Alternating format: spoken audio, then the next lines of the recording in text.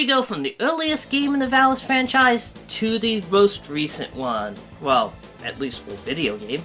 Released after Valis 4, this, Valis 1 for PC Engine CD, happens to be the last side-scroller in the series. And wouldn't you know it, it's the best! Let's hunker down and take a look at what the PC Engine CD does that Genesis don't. First things first, we get brand new cutscenes for this installment, and comparatively good ones next to many other contemporaries on this console. We see Yuko's stereotypical school day, complete with waking up late, panty shot while getting dressed, running out the door with only a piece of toast, riding a bus, and stopping to pet a stray dog. This is possibly the biggest cliche in all of anime, and it's been faithfully recreated for your gaming pleasure. The cutscene afterwards is pretty much the same as the Genesis version, except for the demon, which no longer resembles Satan. Aw, shucks. It's also fully voiced, which was the novelty at the time.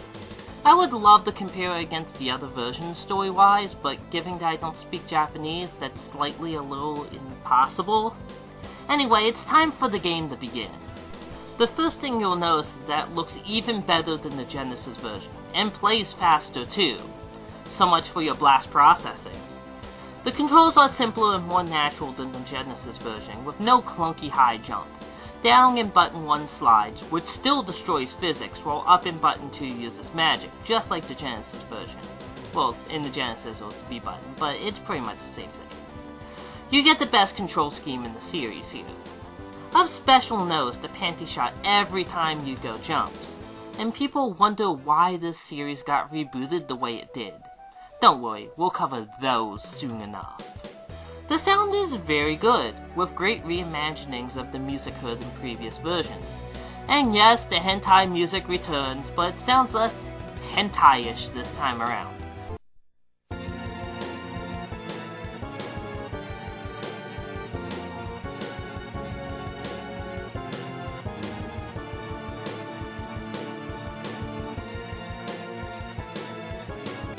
Oh, and apparently its name is Castle. Weak. It should have been named Tentacle Porn Holocaust. Okay, even though it's the best in the series, there are a few things about it that bug me. First, you don't start with full life, and you don't get a life refill at end of stage. Now, if this were a move to make the game more hardcore difficult, I would understand. But you have infinite continues, so there is no reason not to give you a life refill. The lack of a game save is also annoying, but I can deal with that. This game isn't that long. Finally, the slide is wonky. It can damage enemies, but it only seems to work some of the time. The only other thing that separates this title from the earlier versions is the difficulty. This game may give you unlimited continues, but goddamn, you're going to need them. The developers never even heard of the concept of mercy apparently when coding this game. And while it's a legitimately good game, it's also incredibly unforgiving.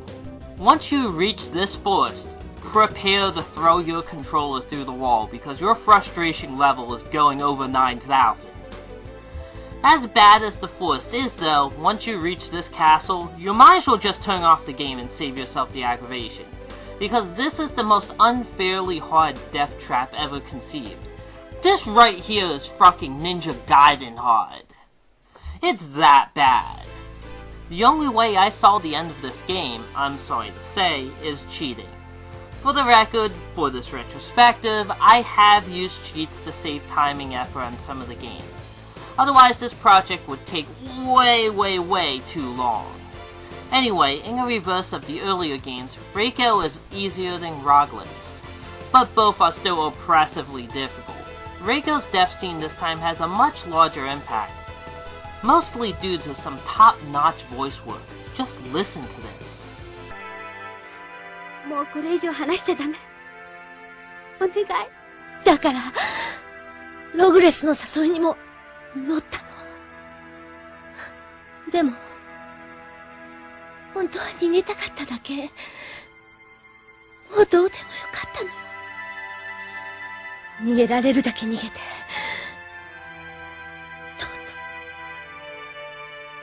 ところで死ぬ羽目になった。バカなこと言わないで。きっ私が助けてあげる。泣いてくれているの。私のために。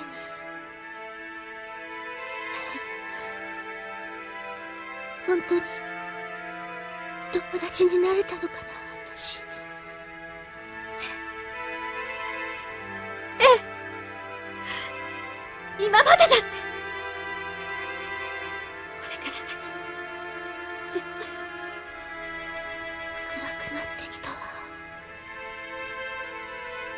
あなたの顔がもうよく見えない。さようなら、ゆうこ。ありがとう。レコ。レ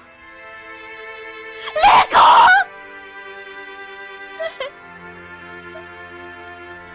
Rockless, for his part, looks far less badass than the Famicom version, instead resembling Cobra Commander in a Nazgul costume.